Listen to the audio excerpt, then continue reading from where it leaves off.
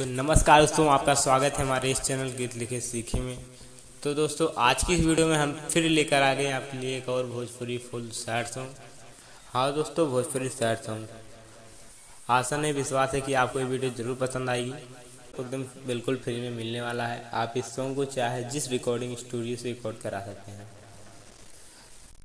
तो चलिए दोस्तों, धुन देखते हैं सॉन्ग कैसा है, इसकी धुन कैसी है। मुखड़ा है, जैसे आपको दिख रहा होगा स्क्रीन पे 2 लाइन मुखड़े में। दिल हमर तोड़ देलू दई के जख्म हो, कैसे भुलाइब हम धोखे से न हो।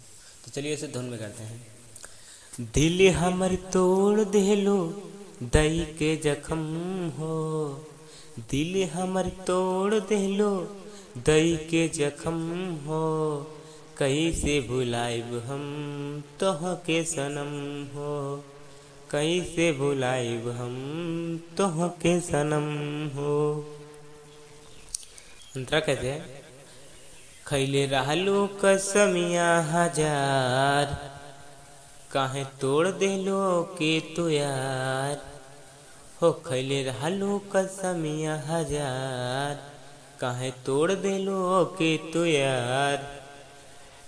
काहे दई देलो इतना प्यार में गम हो, काहे दई दिलो इतना प्यार में गम हो, कैसे भुलाइब हम तोहके सनम हो, कैसे भुलाइब हम तोहके सनम हो।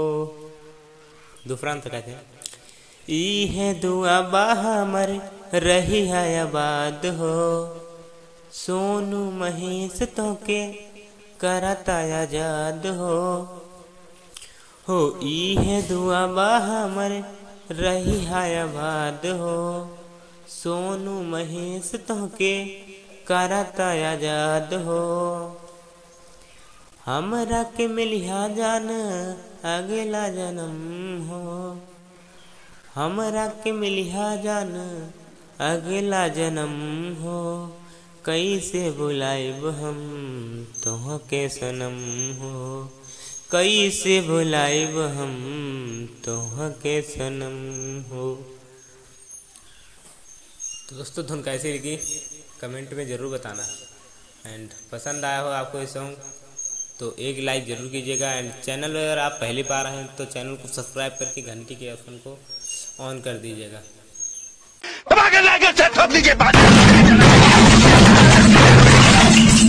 तो बस दोस्तों, मिलते हैं नेक्स्ट वीडियो में एक और फुल धमाकेदार सॉन्ग के साथ, फुल फ्री धमाकेदार सॉन्ग के साथ। तब तक के लिए आप सभी दोस्तों को जय हिंद, वंदे मातरम।